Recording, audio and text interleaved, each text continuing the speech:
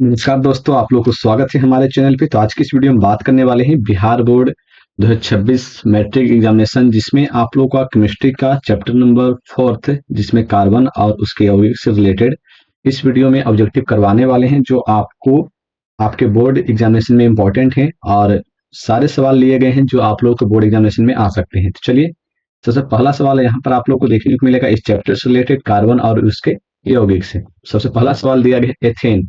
Ethane का आणविक सूत्र क्या है? एथेन का आणविक सूत्र C2H6 है, जिसमें इसमें कौन सा सहसंयोजक आबंध है? पहला दिया गया है कि यहाँ पर जो आप लोग का एथेन है यानी कि C2H6, ठीक है, इसमें आप लोग को कौन सा सहसंयोजक आबंध है? पहला ऑप्शन दिया गया है 6, दूसरा ऑप्शन दिया गया 7, तीसरा ऑप्शन दिया गया है 8 या फिर 9। इसका सही उत्तर क्या हो जाएगा? तो इसका जो सही उत्तर हो जाएगा ऑप्शन नंबर बी यानी कि 7 हो जाएगा।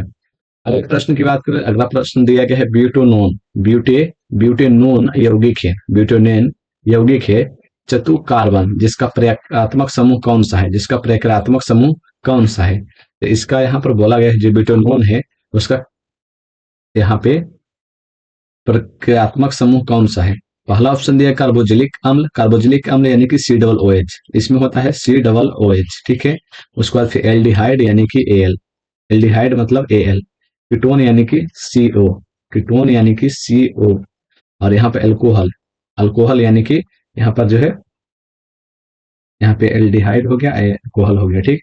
और यहाँ पर आप लोगों को पूछा क्या गया है ब्यूटोनोन, नोन किस में आता है? तो कीटोन में नोन आता है, ठीक है। तो इसका सही उत्तर हो जाएगा ऑप्शन नंबर सी, यहाँ पर हो जाएगा कीटोन। अगला प्रश्न दिया गया है, अगला प्रश्न दिया गया है खाना खाते समय। अगला प्रश्न दिया गया है कि खाना खाते समय यदि बर्तन की तली बाहर से काली हो रही है, खाना खाते समय अगर बर्तन की तली बाहर से काली हो रही है तो इसका मतलब क्या है? तो जो इसका मतलब क्या है ये आप लोगों को पूछा गया है। सबसे पहला दिया गया है कि भोजन पूरी तरह नहीं पका है। दूसरा ऑप्शन दिया गया है कि ईंधन पूरी तरह से नहीं जल रहा है। तीसरा ऑप्शन दिया गया है ईंधन आर्द्र है या फिर ईंधन पूरी तरह से जल रहा है। इसका सही उत्तर हो जाएगा ऑप्शन नंबर बी, ईंधन पूरी तरीका से नहीं जल रहा है। ईंधन पूरी तरीका से नहीं जल रहा है। अगले प्रश्न की बात करें तो अगला प्रश्न दिया गया है, अगला प्रश्न दिया गया है 4 नंबर में। 4 नंबर में आप लोग को यहाँ पे दिया गया है कि सरलतम हाइड्रोकार्बन है, सरलतम हाइड्रोकार्बन कौन है? मीथेन है, इथेन है, प्रोपेन है या फिर ब्यूटेन है? सरलतर सरलतर सरलतम हाइड्रोकार्बन कौन है? तो यहाँ पर इसका सही उत्तर क्या हो जाएगा? इसका सही उत्तर हो जाएगा ऑप्शन नंबर ए, मीथेन है। इसका सही उत्तर हो जाएगा ऑप्शन नंबर ए यानी कि मीथेन है। अगला प्रश्न दिया गया है कि carbon hydrogen, carbon carbon hydrogen से संयोग करता है, कार्बन जो है हाइड्रोजन से संयोग करता है तो कौन सा यौगिक बनता है? आयनिक यौगिक, हाइड्रोकार्बन, हाइलोजन या फिर अम्लराज? तो जब भी कार्बन और हाइड्रोजन ये दोनों जुड़ता है तो जो भी बनता है उसको क्या कहते हैं? हाइड्रोकार्बन बनता है। तो इसका सही उत्तर हो जाएगा ऑप्शन नंबर बी, इसका सही उत्तर हो जाएगा। इसका सही उत्तर ऑप्शन नंबर बी, इसका सही उत्तर हो जाएगा। अगले प्रश्न की बात करें तो अगला प्रश्न दिया गया है, अगला प्रश्न दिया गया वायुमंडल में CO2, वायुमंडल में CO2 गैस की उपस्थिति है, वायुमंडल में CO2 गैस की उपस्थिति है। पहला ऑप्शन दिया गया है कि 0.01%, 0.05%, 0.03% या फिर 0.02% होता है। इसका सही उत्तर हो जाएगा ऑप्शन नंबर सी, 0.03% वायुमंडल में गैस की उपस्थिति होती है। अगला प्रश्न दिया गया सल्फ्यूरिक अम्ल, सल्फ्यूरिक अम्ल। अगला प्रश्न दिया गया 7 नंबर में कि सल्फ्यूरिक अम्ल का अनुसूत्र होता है, सल्फ्यूरिक अम्ल का अनुसूत्र क्या होता है? इसका जो अनुसूत्र होता है H2SO4, H2SO4। इसका जो अनुसूत्र होता है H2SO4 होता है। तो इसका सही उत्तर हो जाएगा ऑप्शन नंबर बी, इसका सही उत्तर हो जाएगा। अगले प्रश्न की बात करें, अगला प्रश्न दिया कार्बोजिलिक एसिड समूह कौन है? कार्बोजिलिक एसिड का समूह कौन सा है? कार्बोजिलिक एसिड का समूह कौन सा है? पहला ऑप्शन दिया CHO, COOH या फिर CO या फिर NH2। इसका सही उत्तर हो जाएगा option number B, COOH। COOH जो है ये कार्बोजिलिक एसिड का समूह है, CHO जो है एल्डिहाइड का समूह है और यहाँ पर CO जो है कीटोन का समूह है, ठीक है। और NH2 जो है अमोनिया का समूह है, ठीक है। तो इसका सही उत्तर हो जाएगा 8 नंबर का ऑप्शन नंबर बी, इसका सही उत्तर हो जाएगा। अगले प्रश्न की बात करें तो अगला प्रश्न आप लोगों को दिया गया है कि इथोलिन, इथोलिन में कार्बन कार्बन के बीच 2 अबंध मौजूद हैं। इथोलीन के बीच कार्बन कार्बन के बीच दो अबंध मौजूद है जिनमें जिनमें क्या पाया जाता है, एक सिग्मा, एक पाई अबंध, दोनों पाई अबंध, या फिर आप लोग का दोनों, यहाँ पे दोनों सिग्मा या फिर दोनों पाई अबंध या फिर दोनों इलेक्ट्रो वैलेंट अबंध। ठीक है, इसका सही उत्तर हो जाएगा ऑप्शन नंबर बी, यानी कि दोनों सिग्मा अबंध है, दोनों सिग्मा अबंध है। अगले प्रश्न की बात कर लेते हैं। अगला प्रश्न आप लोगों को दिया गया है, इथेन में कितने सहसंयोजक अबंध हैं? इथेन में कितने सहसंयोजक अबंध हैं? इथेन में कितने सहसंयोजक अबंध हैं? तो जो इथेन है उसमें कितने सहसंयोजक अबंध हैं? पहला ऑप्शन दिया गया है 2, 4, 6 या फिर 7। इसका सही हो जाएगा ऑप्शन नंबर डी, यानी कि 7 अबंध है। अगले प्रश्न की बात करें, अगला प्रश्न दिया गया है कि CnH2n+2 किसका सामान्य सूत्र है? CnH2n+2 किसका सामान्य सूत्र है? पहला दिया गया अल्काइन, अल्कीन या फिर एल्केन या फिर प्रोपाइल। तो इसका सही उत्तर हो जाएगा 11 नंबर का option number C, alkane. Alkane इसका सही उत्तर हो जाएगा। अगला प्रश्न की बात कर लेते हैं। अगला प्रश्न दिया गया है कि नीला थोथा या का रासायनिक सूत्र क्या है? नीला थोथा का जो रासायनिक सूत्र है वो क्या है? तो नीला थोथा का रासायनिक सूत्र क्या है? पहला ऑप्शन दिया गया है copper sulphate 7H2O, copper sulphate 5H2O, copper sulphate 4H2O या फिर कॉपर सल्फेट 10H2O। तो नीला थोथा यानी कि तुतिया तुतिया या फिर नीला थोथा, इसका जो रासायनिक सूत्र होता है copper sulphate into 5H2O। Option number B इसका सही उत्तर हो जाएगा। अगले प्रश्न में दिया है कि नाइट्रोजन अणु में कितने सहसंयोजक बंधन होते हैं? नाइट्रोजन अणु में कितने सहसंयोजक बंधन होते हैं? 1 होते हैं, 2 होते हैं, 3 होते हैं या फिर 4 होते हैं?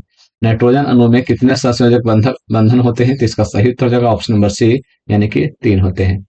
अगला प्रश्न दिया गया है कि संगमरमर का रासायनिक सूत्र क्या है? संगमरमर का जो रासायनिक सूत्र है वो क्या है? पहला ऑप्शन दिया गया है कैल्शियम कार्बोनेट, दूसरा ऑप्शन दिया गया मैग्नीशियम कार्बोनेट, यहाँ पर आप लोगों को कैल्शियम वाई कार्बोनेट यहाँ पर दिया गया। उसके बाद फिर अगला जो दिया गया है मैग्नीशियम कार्बोनेट। ठीक है, यहाँ पर आप लोगों को सही उत्तर हो जाएगा संगमरमर का जो रासायनिक सूत्र है उसका सही उत्तर हो जाएगा ऑप्शन नंबर ए, यानी कि कैल्शियम कार्बोनेट। ठीक है, अगले प्रश्न की बात करें। अगला प्रश्न दिया गया है कि चीनी का रासायनिक सूत्र क्या है? चीनी का रासायनिक सूत्र क्या है?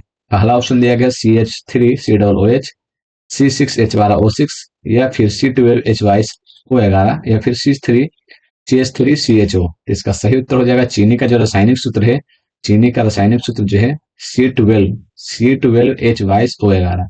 इसका सही उत्तर हो जाएगा ऑप्शन नंबर सी, 15 नंबर का। अगले प्रश्न की बात कर लेते हैं। तो अगला प्रश्न आप लोगों को दिया गया है, अगला प्रश्न दिया गया है कि सोडियम कार्बोनेट का अणुसूत्र है, सोडियम कार्बोनेट का अणुसूत्र क्या है? पहला ऑप्शन दिया गया है sodium carbonate, sodium bicarbonate, sodium carbonate या फिर NaCl। तो इसका सही उत्तर हो जाएगा कि सोडियम कार्बोनेट का अणुसूत्र है Na2CO3। Na2CO3 को सोडियम कार्बोनेट बोला जाता है। अगला प्रश्न दिया गया है कि कार्बोनिल समूह को सूचित किया जाता है, कार्बोनिल समूह को जो सूचित है उसको किससे किया जाता है? पहला दिया गया है CHO द्वारा, COOH द्वारा, CO द्वारा या फिर COCl2 द्वारा। इसका सही उत्तर हो जाएगा ऑप्शन नंबर सी, 17 नंबर का, CO द्वारा किया जाता है, कार्बोनिल समूह का यहाँ पे सूचित किया जाता है। अगला प्रश्न दिया गया है कि इथाइल अल्कोहल का अणुसूत्र होता है, इथाइल अल्कोहल का अणुसूत्र क्या होता है? इथाइल अल्कोहल का जो अणुसूत्र है वो क्या होता है? यहाँ पर आप लोगों का जो है इथाइल बोला गया है, तो इथाइल में आप लोग को जिसमें इथेन होता है उसमें 2 कार्बन होता है, तो यहाँ पर 2 हो जाएगा। तो यहाँ पर देखिए 2 किसमें है, तो यहाँ पर इसमें 1 कार्बन है तो ए हो नहीं सकता है। इसमें आप लोगों को सब में आप लोग को 2-2 दिखेगा। ठीक है, सब में आप लोग को यहाँ पे 2-2 दिख रहा होगा। उसके बाद फिर यहाँ पर देखिएगा, तो यहाँ पे इथाइल बोला गया है।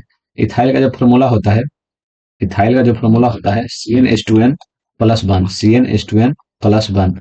यहाँ पर जो है 2 लिया गया है, यहाँ पर 2, तो यहाँ पर 2 रखिएगा, तो यहाँ पर 2 दूना 4 हो जाएगा, +1 5, यानी कि H5 हो जाएगा। ठीक है, H5 हो जाएगा, C2H5OH हो जाएगा, C2H5OH हो जाएगा। तो इसका सही हो जाएगा ऑप्शन नंबर बी, यानी कि C2H5OH।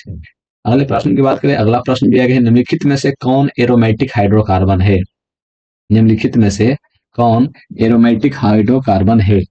अगला प्रश्न दिया गया है कि निम्नलिखित में से कौन एरोमेटिक हाइड्रोकार्बन है? एरोमेटिक हाइड्रोकार्बन है। ठीक है, जिसमें पहला ऑप्शन दिया गया है मीथेन यानी कि CH4, दूसरा ऑप्शन दिया गया है यहाँ पे C2H4, तीसरा ऑप्शन दिया C6H6 और चौथा ऑप्शन दिया C3H8। इसका सही उत्तर हो जाएगा ऑप्शन नंबर सी, C6H6 इसका सही उत्तर हो जाएगा एरोमेटिक हाइड्रोकार्बन। अगला प्रश्न दिया गया 20 नंबर में कि निम्नलिखित में से किस हाइड्रोकार्बन के 3 आबंध होते हैं। निम्नलिखित में से किस हाइड्रोकार्बन के 3 आबंध होते हैं।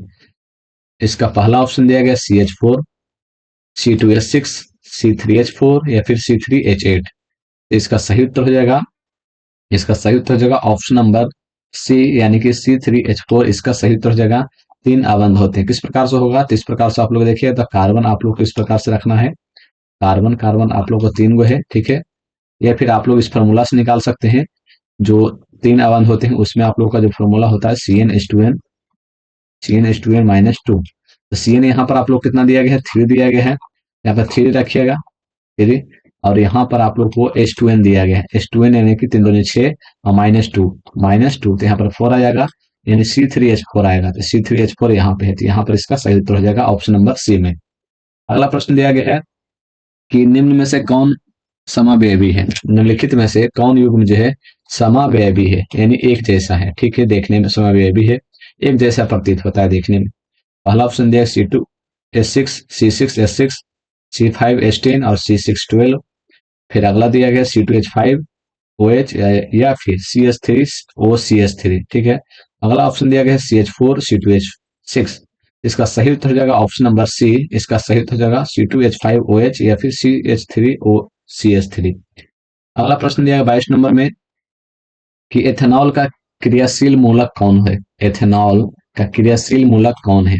पहला ऑप्शन दिया गया OH, दूसरा ऑप्शन दिया गया CHO, तीसरा ऑप्शन दिया COOH या फिर CO। तो इसका सही उत्तर हो जाएगा ऑप्शन नंबर ए, OH इसका सही उत्तर हो जाएगा, OH इसका सही उत्तर हो जाएगा। इथेनॉल का क्रियाशील मूलक OH हो जाएगा, ठीक है। अगला प्रश्न दिया गया है कि निम्नलिखित में से कौन सहसंयोजी यौगिक है। निम्नलिखित में से कौन सहसंयोजी यौगिक है। पहला ऑप्शन दिया गया है CH4, दूसरा ऑप्शन दिया गया NaCl, तीसरा ऑप्शन दिया CaCl2 और चौथा ऑप्शन दिया गया Na2O। तो यहाँ पर सहसंयोजी यौगिक के बारे में पूछा गया है, तो इसका सही उत्तर हो जाएगा ऑप्शन नंबर ए, CH4 इसका सही उत्तर हो जाएगा। अगले प्रश्न की बात कर लेते हैं। अगला प्रश्न दिया गया है COOH अभिक्रियाशील मूलक को क्या कहते हैं। पहला ऑप्शन दिया गया कीटोन को बोलते हैं, एल्डिहाइड बोलते हैं, अम्ल बोलते हैं या फिर इथर बोलते हैं। तो 24 का सही उत्तर हो जाएगा ऑप्शन नंबर सी, इसको अम्ल बोलते हैं। तो इसका सही उत्तर हो जाएगा ऑप्शन नंबर सी, अम्ल बोलते हैं। अगला प्रश्न दिया गया है 25 नंबर में कि CHO क्रियाशील मूलक को क्या कहते हैं। CHO क्रियाशील मूलक को क्या कहते हैं। कीटोन कहते हैं, एल्डिहाइड कहते हैं, अल्कोहल कहते हैं, कोई नहीं या फिर एल्डिहाइड। इसका सही उत्तर हो जाएगा ऑप्शन नंबर बी, एल्डिहाइड कहते हैं। 25 का सही उत्तर हो जाएगा ऑप्शन नंबर बी, एल्डिहाइड कहते हैं। यहाँ तक आप लोग हमने इस चैप्टर से रिलेटेड इतने ही सवाल हो सकते थे जो हमने करवा दिए, और इससे रिलेटेड और भी कोई वीडियो जो है आप लोग को आगे मिलते रहेगा। तो आप लोग इस चैनल को सब्सक्राइब कर लीजिएगा, साथ ही चैनल को पहली बार चैनल को लाइक कीजिएगा। मिलते हैं नेक्स्ट वीडियो में। जय हिंद, जय भारत।